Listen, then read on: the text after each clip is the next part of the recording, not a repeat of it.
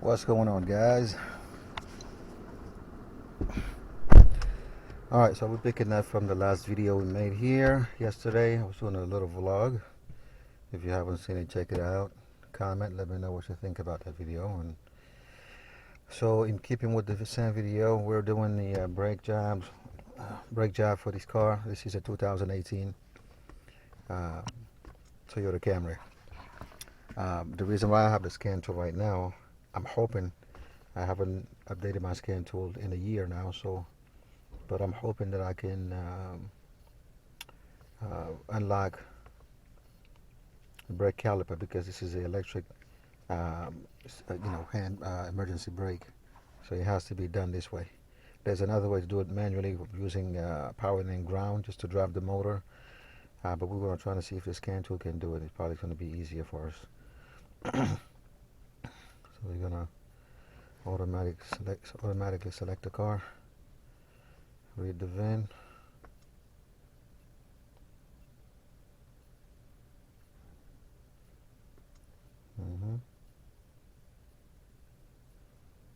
Alright, so we're just Camry, North America. That I don't know. Doesn't matter, shouldn't matter. The Raider Cruise, I don't know if it has it or not. What does it look like? I'll just say yes, because this is the top of the line version of it, so I'm thinking it has everything. Alright, so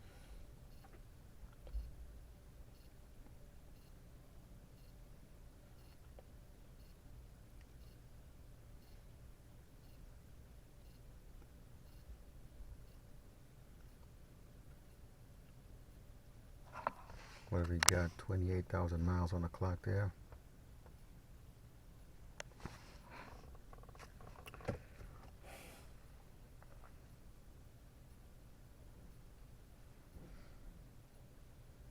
Aesthetically pleasing car, definitely, but I'm not sure of the quality of the build. Hopefully the engine and transmission, meaning the drivetrain, is bulletproof. I mean, everything else looks kind of flimsy to me and feels flimsy. Feels very cheap. But all right, finally. Where do we go? This is it's gonna be my first time, by the way, so we're gonna figure it out together. So if I went to hot function, what could I see there? Where's the brakes? Electric parking brake right there.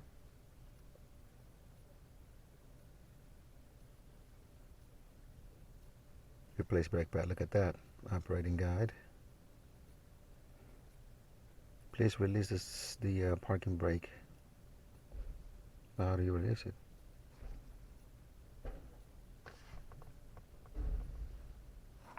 You push it down.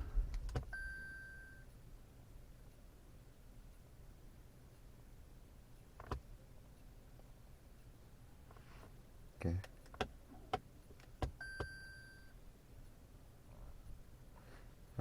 Not sure, so but let's press OK to see what happens. Okay, it's doing it now by itself. I can hear it. Turn ignition off.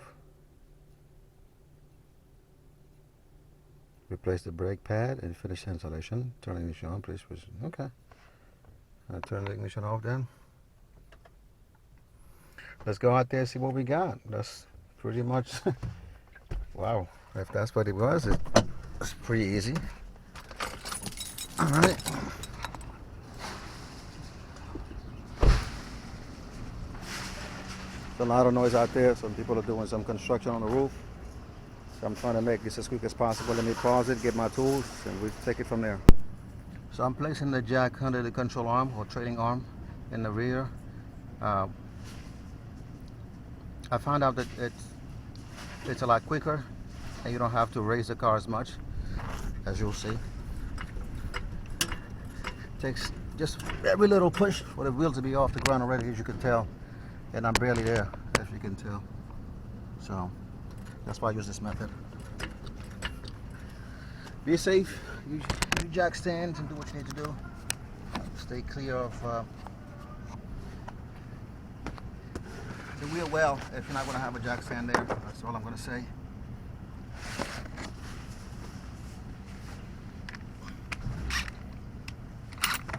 .21mm.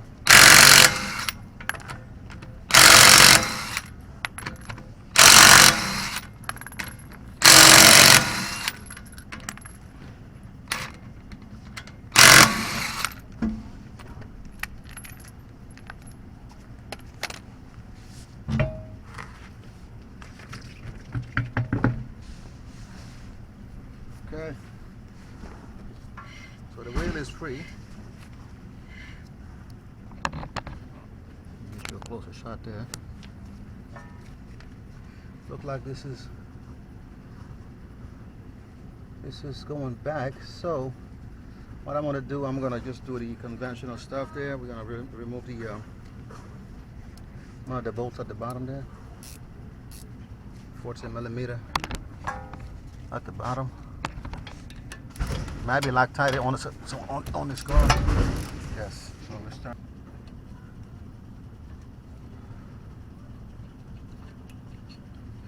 Okay.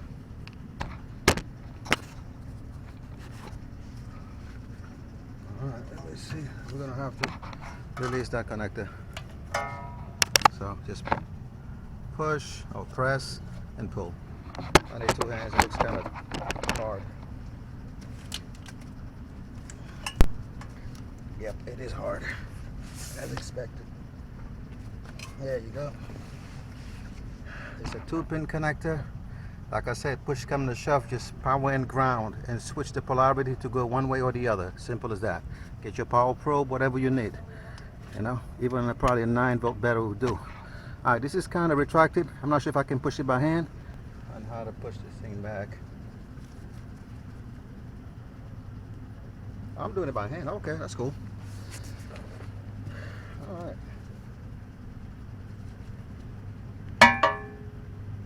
This is cool, man. It's compressing by hand.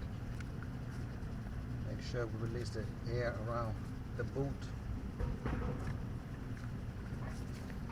Everything looks good. So we're gonna remove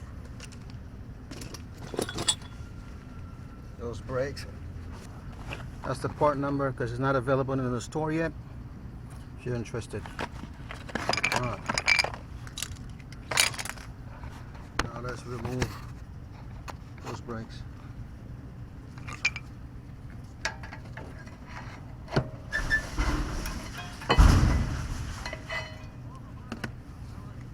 Not that bad if you ask me. The difference is not that much between the two pads. But you know, so let's put it right there. You're going to take the shims and transfer from one to the other. So remove that. If you have some grease, you can use the grease before you put the shim back on. If not, don't worry about it. Remove the wear indicator. Put it on the same side that it came out of. Right there. Take the brake pad. Angle it up this way. Alright. Push back and slide in. That's about it right there. Right there. We'll take our caliper, swing it back around.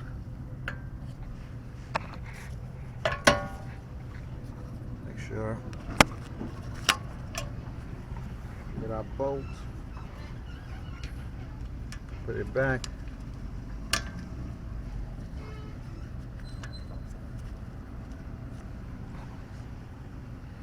That's about it. Take our connector, plug back in, right there. snug that bolt, put the wheel back. I'm going to do the other side. I'm not going to film it, and then we're going to go inside the car with the scan tool and finalize everything. Alright, so we ran into a little problem here.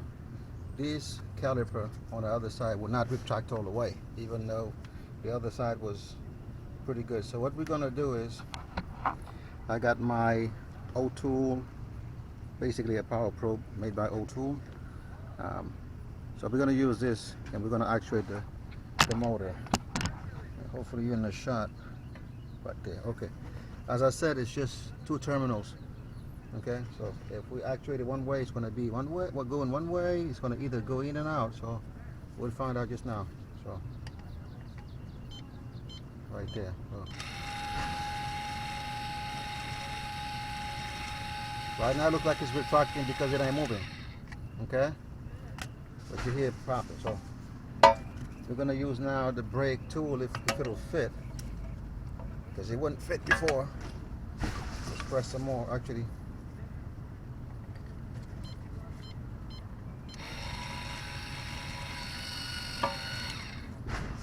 alright, it's moving, but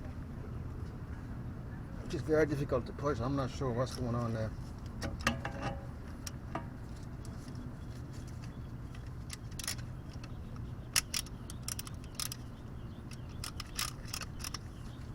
So yeah, this is not what I expected. I'm not sure why this one is not retracting all the way, but that's a problem right now. The other one was doing fine, no problem, as you saw, but this side, for some reason, it's giving me a hard time. Not so sure why. Alright, let's try and do this opposite way, see if it'll come out.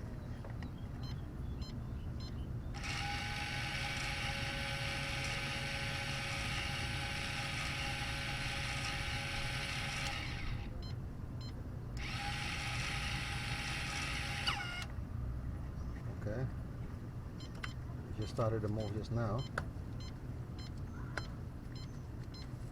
Let's see.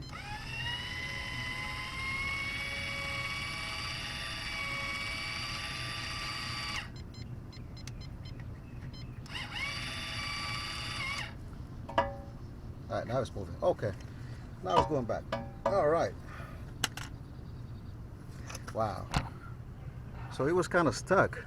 I'm glad we're doing this brakes. I mean, either way, that wasn't the purpose of the job, but it was stuck, definitely. It was definitely stuck. So now it's moving back. That's good. So now we can put our new brakes on. But you see, sometimes you can plan for something and something totally different happens. This is why when you're a DIY, you got to be careful. Always make sure you have a plan B. If situations like this, you know, situations like this one occur, you got to be able to find a plan B. If not, it's not going to be a fun day for you. So anyway, so we're going to do the exact same thing on the other side, and we'll hop in the car and see what's going on. But he wasn't moving at all. Wow. Okay.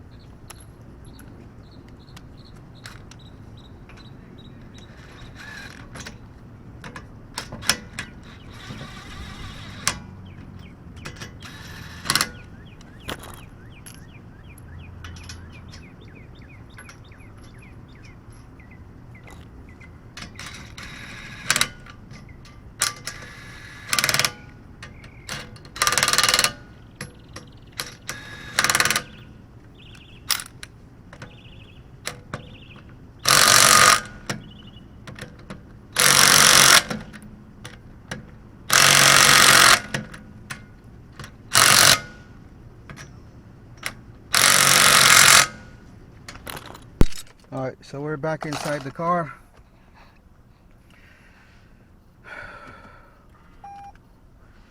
We're gonna now go back and make sure we are connected. Looks like we are still connected on the computer side. So we finish our brake swap the pads and turn the ignition switch on, which I did. Press click OK to proceed. Okay. Please apply the parking brake. I did. Nothing happens. So I guess okay. Okay. I don't know, for some reason I feel like it's not doing anything now.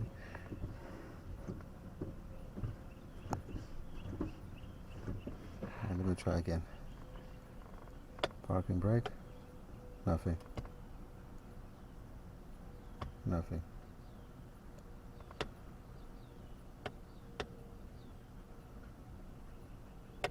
I'm not sure why.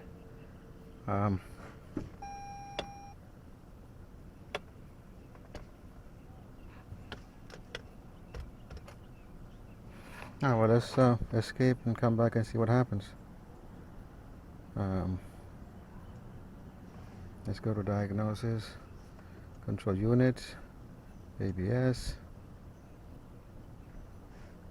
Alright. You got the parking brake lights flashing there.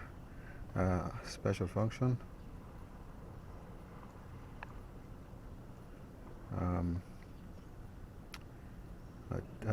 I guess, I don't know, test mode.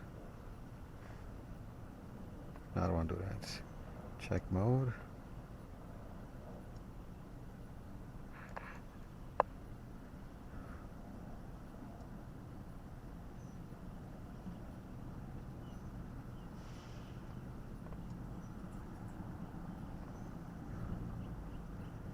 Inspection mode.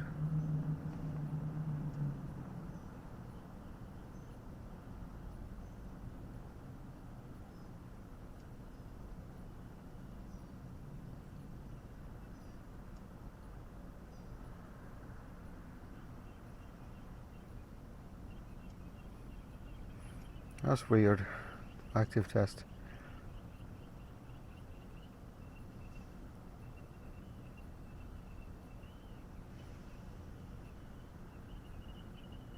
I want to see the EPS.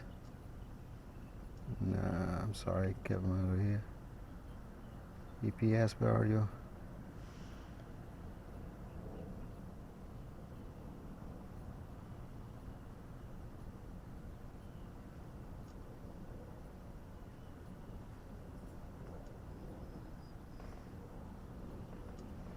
So we're gonna go to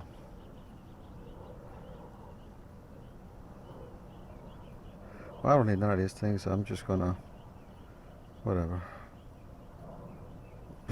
Left ear rear. I don't know how. I guess I'm just right. There you go. Nothing there, so just EPS, cancel history, whatever. I really want to just hear it. You hear that? There you go. Now we're okay. Look at the light. The light is steady on now on the EPS. The park light is off. Okay. Come out of the sides. That's all I wanted to do. That's all we wanted to do. Let me see if you got some codes in the meantime, because motor switch open short because we had it unplugged, so clear DTC.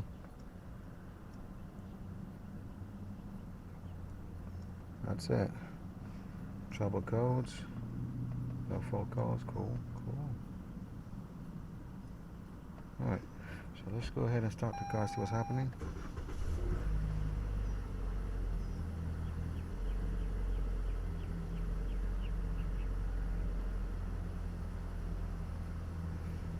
The car is still jacked up. It may be the reason why.